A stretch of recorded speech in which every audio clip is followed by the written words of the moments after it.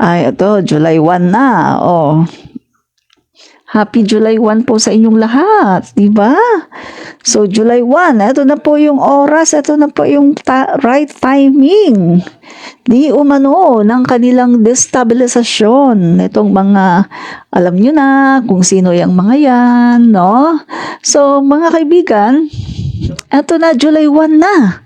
At eto nga mga guys, nag-warning po ang Armed Forces of the Philippines, no? So, na-share ko na yan mga guys dito po sa aking page, no? Ang dami po. Hindi lang isang link ang shinare ko dito, no? So, nag-warning na po itong Armed Forces of the Philippines, mga kaibigan, no? At okay, basahin natin ang bahagya, no? AFP observes alarming surge in disinformation campaign versus their institution and government. Okay, so mga kaibigan, Armed Forces of the Philippines AFP said on Friday it has observed an alarming surge in disinformation campaign that aims to destroy the public's trust in the institution and the government. According to the AFP, these efforts seeks to create panic, divide the nation, and distract the public from pressing issues that demand collective attention. They emphasize the critical need for Filipinos to remain vigilant and discerning about the information they encounter and share. In these trying times, it is crucial for every Filipino to remain vigilant and critical to the information they encounter, no? So kayo na lang magbasa mga kaibigan, napakahaba po nito, no? So marami po 'yan, marami po ang nagbalita niyan at hindi lang po mga dito, hindi lang po mga mainstream ng Pilipinas kundi maging ng iba-ibang mga bansa, no? Meron po silang balita niyan. So ayan nga mga kaibigan, July 1 na. Yan. So, ano yung sinasabi ng mga DD sheets noon, nung malayo pang July 1? July 1 daw, kesyo magbabago na daw ang gobyerno natin. Kesyo mauupo daw si Sara, no? May nagsasabi pa na, maghintay na kayo, iiyak kayo. Ayan, malapit na ang July. Di ba? So, mga kaibigan, hindi naman lingi din sa ating kaalaman na meron pong sinabi noon, no, si AFP Browner doon sa kanyang speech, no, mga kaibigan, kung natatandaan nyo, kung naaalala nyo, na kung saan na-disclose po niya mga kaibigan, etong destabilization plot na pagkatapos at I think one day only ay binawi na misunderstood lang siya. Pero kitang-kita naman natin mga kaibigan na may katotohanan talaga itong distab na to. Kasi marami ding mga nagsilabasan, no, na mga dati daw sila na general, kesyo dati na ganito, ganyan, pagkatapos nagsasalita sila na meron nga daw distab, di ba? So, eto mga kaibigan, kitang-kita na natin. Alam nyo ba, guys, hindi lang pala ako ang nakakaranas at hindi lang pala ako ang nakakaramdam ng pagdami ng trolls. Di ba sabi ko nga sa inyo, wow, nagtataka ako. Kung noon maraming trolls, nowadays, nagtataka ako, grabe talaga ang trolls, mga guys. Yun bang kapag nag-post ako ng isang post, kahit na yung text lang, or kahit na isang picture lang, ayan, pinupuno ng mga trolls ng talagang komentary nila. Akala ko ako lang ang nakakaranas nito. Pero, nalaman ko mga guys, sa aking mga kaibigan na mga vloggers din, at yung ibang mga vloggers, no? Na mga pro-admin din, na sila din pala ay nakakaranas nito, na talagang binabaha yung kanilang mga social media kapag meron silang mga posts ay talaga namang ang daming trolls na nagko-comment. Ang kagandahan lang sa iba kong mga kasama, ang bilis nila kapag may trolls, block. Ako kasi mga guys, hindi ako nagba-block ng trolls. Kaya kung makikita nyo sa bawat post ko, may magsasabi pa, Admin Rich, baho puwet. May magsasabi pa, bayaran, bayaran. May magsasabi pa, admin rich, ano ka, ganyan. Basta talaga mga below the belt, no? Pero, hinahayaan ko lang sila. Hayaan mo lang. Hindi ko sila pinapansin, no? Kasi hindi naman ako, kumbaga, hindi naman ako affected sa kanilang mga sinasabi. Kahit ano pa yan. Kasi nga, syempre, bakit naman magiging apektado? Kilala natin ang ating sarili, di ba? At mga trolls lang yan. Trabaho nila yan, no? Mag-trolling. No? Sabi ko nga, pinagkikitaan nila yung aking page. So, hayaan nyo sila. Engagement din yan. So, mabalik tayo mga kaibigan, no? Eto, bakit kailangan ng mga trolls na to o ng nitong mga nagdi-disturb na to? Bakit kailangan nilang sirain ang ating Armed Forces of the Philippines? Bakit kailangan nila na ang mga tao ay mawala ang trust sa Armed Forces of the Philippines? Siyempre, unang-una mga kaibigan, yan kasi yung sandigan, no, ng ating gobyerno, Armed Forces of the Philippines. Alam naman natin mga kaibigan na ang isang destabilization ay hindi po magtatagumpay without the support of the AFP. Sa lahat po mga kaibigan ng mga nagdaan na administrasyon mga kaibigan, palagi pong kapag merong mga disturb na nangyayari, kailangan andyan ang AFP, kailangan merong suporta ng AFP. Sa panahon ni President Marcos Sr., bakit yun napatalsik?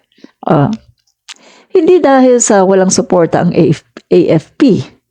In fact, di ba, makikita natin doon sa video ni General Burr kung saan sinasabi niya, Mr. President, kayo na lang ang hinihintay, yung order nyo. Meron tayong dalawang attack helicopter sa taas, ready to bomb ganyan-ganyan, di ba? May sinasabi si General Burr na ready na tayo. Ready to attack. Ang kailangan na lang ay ang iyong command. Pero anong sabi ni President Marcos Sr.? Disperse the crowd without shooting them. At ayaw niya yung sinasuggest ni General Burr na atakihin, no, na bombahin yung crowd para ma-disperse, no? So kung titingnan natin, bakit nagtagumpay yun? Kasi nga si President Marcos hinayaan lang niya. Dahil sa pagmamahal niya sa taong bayan, no? Yun ang naging dahilan. Kaya nagtagumpay kasi ayaw niyang may masaktan. So dito po mga kaibigan, bakit ito ang ginagawa ng mga tao na to na nagdi-disturb? Bakit inuuna nila na kailangan mawala ang trust ng mga tao, mga common tao sa AFP? Kasi mga kaibigan, eto yan, kapag nawala yung trust ng common tao, no, sa AFP, yan, at syempre mga kaibigan, makikita din ng AFP na, parang ang dami ng tao ngayon na naglalabasan sa mga bahay-bahay at parang nagrarally, parang wala na silang trust sa gobyerno, ganyan-ganyan. Makakahatak itong mga tao na to na lalabas sa karsada.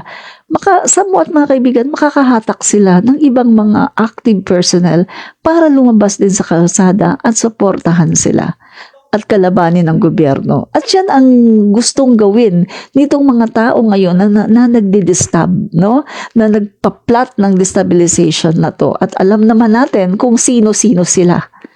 Sila yung mga makapili at mga kaibigan, sila yung merong mga suporta ng China. Huwag na tayo ditong maglokohan sa ating komentaryo. Ito ay ating komentaryo na, kumbaga, real talk ito mga kaibigan. Tunay na komentaryo na nakikita natin, no, sa nangyayari ngayon, no? So, ayan na mga kaibigan. Kaya sinisira nila ang AFP. At ito nga mga kaibigan, inilabas ng AFP yung isang larawan na merong isang helicopter, I think Black Hawk ba yun mga kaibigan, na nagbababa ng resupply ng supply, no mga kaibigan, resupply tuloy, na nagbababa ng supply papunta sa BRP Sierra Madre. At ito mga kaibigan, di ba, pinost ito ng isang netizen, no?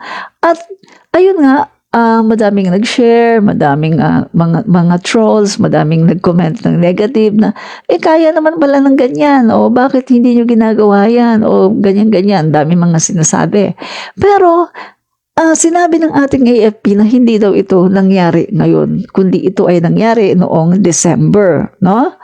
So mga kaibigan, kitang-kita ang pagdami nito, mga disinformation na nakakaalarma. At kung mapapansin nyo, marami mga kaibigan, mga pages na bigla na lang nagsusulputan at sinasabi na, ayan na, ang dami ng mga ang mga militar ng US andito, ang dami na. At ang militar ng andito na. Pagkatapos, ayan, may mga dala silang mga kung ano-anong mga makabagong mga sandata, mga kaibigan, para sa pandigma. Yun bang makikita mo na talagang nagdi-disinform at fear-mongering ang ginagawa. Yung talagang nag-i-inject sila ng takot sa mga kababayan nating mga Pilipino. Nang sa ganun, matakot yung mga Pilipino na hindi po aware at hindi po updated sa mga nangyayari po ngayon sa ating gobyerno.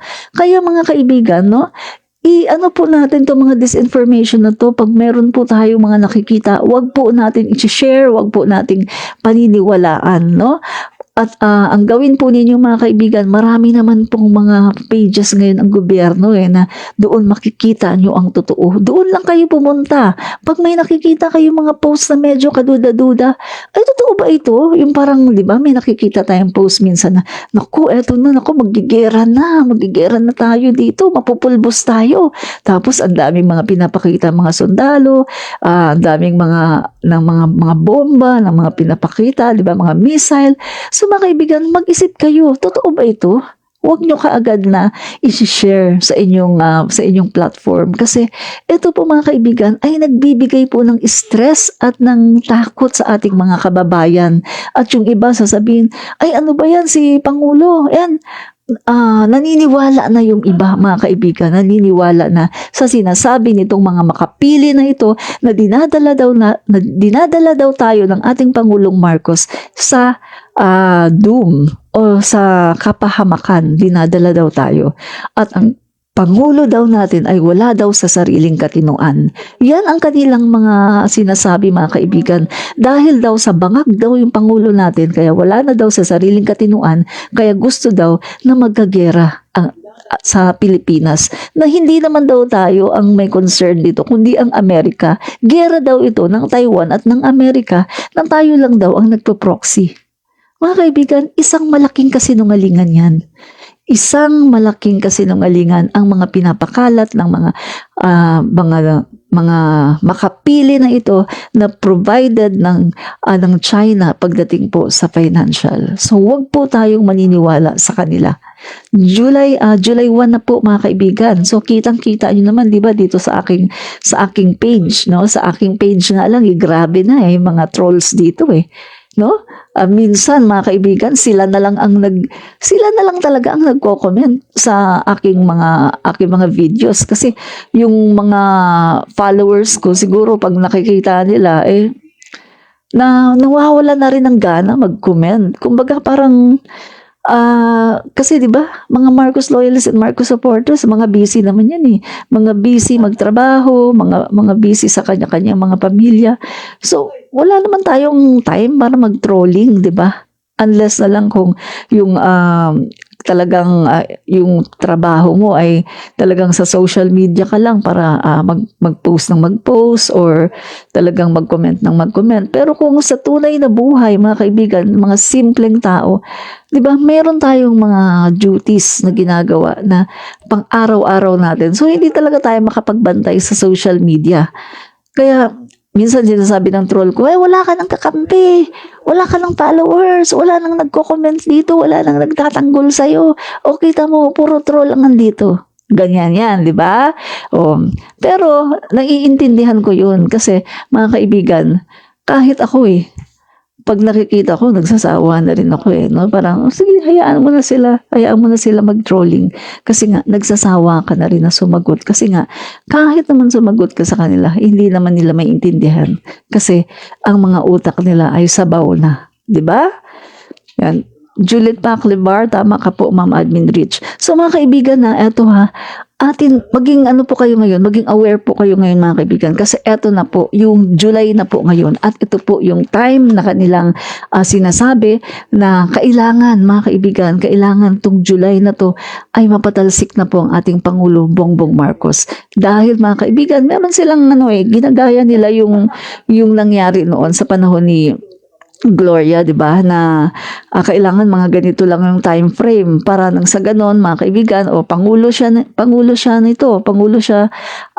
mga ilang taon kasi syempre napatalsik 'di ba noon si Erap, pangulo siya ng ilang taon, pagdating naman ng next election pwede pa rin siyang tumakbo. So, ganyan po yung kanilang pinaplano ngayon na patatalsikin nila si PBBM para may upo nila si Sara. Pagkatapos po, sa 2028 ay kanila na naman pong patatakbuhin si Sara para napakahaba po ng kanyang termino. At alam niyo man mga guys, di ba, na kapag sakali na nagtagumpay po sila na mapatalsik po nilang ating Pangulo PBBM, pagdating po sa 2028, dihado po tayo dyan. Bakit? Dahil kaya po nilang kontrole ng ating eleksyon. Diba? Kaya nilang kontrole ng ating eleksyon, kaya nilang dayain ang ating eleksyon. Given na ang mga taong ito mga kaibigan ay mga hayok sa kapangyarihan, mga hayok mga kaibigan sa kapangyarihan at sa salapi. No? Kaya yan, bantayan po natin mga guys, maging vigilant po tayo sa mga nangyari ngayon. Alam nyo, napakalaki ng epekto ng ginagawa nila. May kilala nga ako. Fresh graduate siya. Hindi na pala siya fresh graduate kasi parang 3 years na siya. 2 years na siyang graduate. Dapat magtatrabaho na siya. Mga kaibigan, magtatrabaho na dapat siya. Pero alam ba, hindi siya nagtrabaho. Bakit hindi siya nagtrabaho? Tinanong siya ng mother niya, bakit hindi ka nagtatrabaho? Mama, magkakagera na. Kita mo?